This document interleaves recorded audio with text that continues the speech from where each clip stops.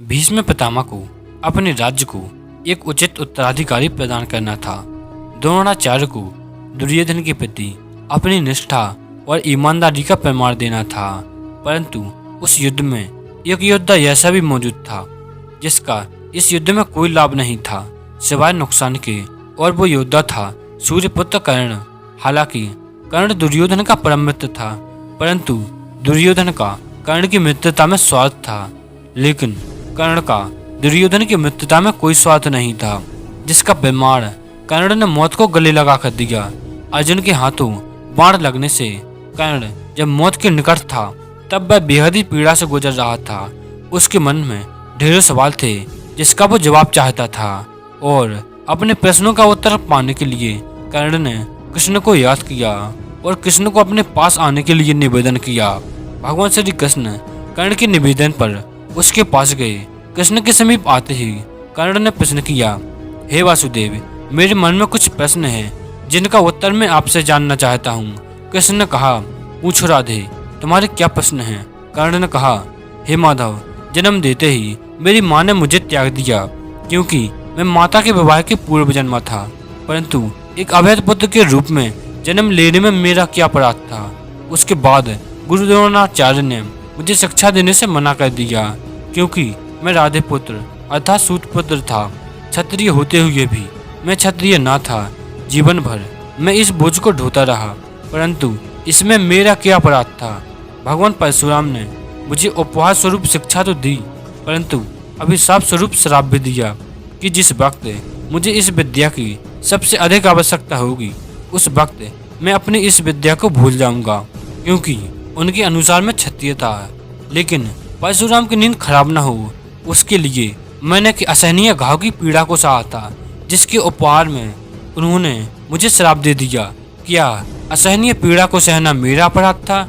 एक बार जब मैं अपने शब्द वेदी बाण की विद्या का अभ्यास कर रहा था तब मेरा एक तीर गलती से एक बछड़े को लग गया और बछड़े की मृत्यु हो गई, जो बस एक दुर्घटना मात्र थी।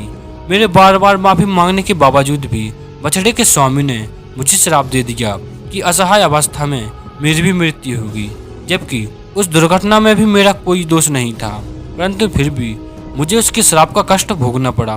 दुर्घटना किसी से भी हो सकती है कृष्ण, इसमें मेरा क्या अपराध था? इतना ही नहीं, द्रौपदी के स्वयंवर में भी मेरा अपमान किया गया क्योंकि मैं एक सूत पुत्र था, क्षत्रिय नहीं। क्या सूत पुत्र होना मेरे स्वयं का चुनाव था? परिस्थिति ने मुझे सूत पुत्र बनाया था, इसमें मेरा क्या अपराध था? माता कुंती ने मुझे आखिरी में मेरा जन्म रहस्य बताया, किंतु अपने अन्य बेटों को बचाने के लिए जो भी मुझे प्राप्त हुआ है दुर्योधन से ही हुआ है, तो अगर मैं उसकी तरफ से लड़ा तो मैं गलत कैसे हुआ कृष्ण? कर्ण के प्रश्न को सुनने के बाद कृष्ण ने गंभीर स्वर में उत्तर देते हुए कहा, कर्ण, मेरा जन्म कारागार में हुआ है।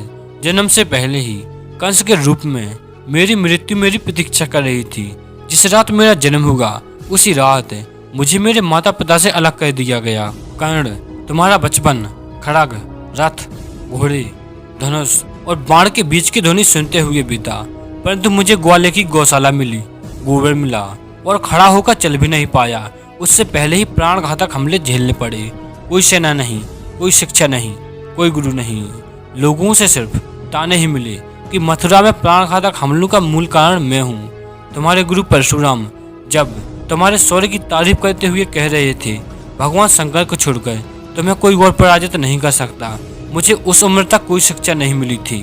तुमने अपने पसंद की कन्या से विवाह किया, परंतु मैंने जिस कन्या से प्रेम किया वह मुझे नहीं मिली, बल्कि मुझे उस कन्या से विवाह करना पड़ा जो मुझे चाहती थी, जो मुझसे प्रेम करती थी। जरासंध से बचाने के लिए मुझे मेरे पूरे समाज को यमुना किनारे से हटाकर एक दूर समुद्र किनारे जाकर बसाना पड़ा, जिसके लिए मुझे अपनी जन्मभूमि छोड़कर भागना पड़ा, और जन्मभूमि से पलायन के कारण मुझे भी कायर कहा गया। जरा विचार करो कर्ण, अगर दुर्योधन युद्ध में जीतता है तो तुम्हें बहुत श्रेय मिलेगा। धर्मराज युधिष्ठिर अगर जीतते हैं तो मुझे क्या मिलेगा? मुझे मिलेगा केवल युद्ध, और युद्ध से निर्माण हुई समस्याओं के लिए दोष दिया जाएगा। कर्ण, जीवन हर किसी को चुनौतियां देता है, जिंदगी किसी के साथ न्याय नहीं करती। अगर दुर्योधन ने अन्याय का सामना किया है तो युधिष्ठिर ने भी अन्याय को भुगता है, परंतु कर्ण, सत्य धर्म क्या है यह तुम भली भांति जानते हो। कोई बात नहीं, अगर हमारे साथ हमारा कितना ही अपमान हुआ हो, जो हमारा अधिकार है वो हमें ना मिल पाए, तो महत्व इस बात का है कि उस संकट की घड़ी में उस संकट का सामना कैसे करते हैं।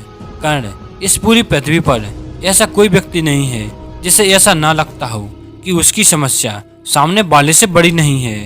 हर किसी को ऐसा लगता है कि उसकी समस्या की पोटली सामने वाले की पोटली से बड़ी है, परंतु यह सत्य नहीं है। कारण क्योंकि हर किसी की समस्या अपने अपने स्थान पर बड़ी होती है, लेकिन इसका मतलब यह नहीं कि तुम गलत मार्ग पर चलकर अपनी समस्याओं का समाधान ढूंढने लगो, क्योंकि हमारी प्रकृति ने किसी को भी अधर्म के मार्ग पर चलकर अपनी समस्याओं का समाधान करने की अनुमति नहीं दी है। अगर कोई अपनी समस्याओं का समाधान पाने के लिए अधर्म के मार्ग पर चलेगा तो उसका हश्र तुम्हारे जैसा ही होगा। कर्ण अपने जीवन से बहुत दुखी था।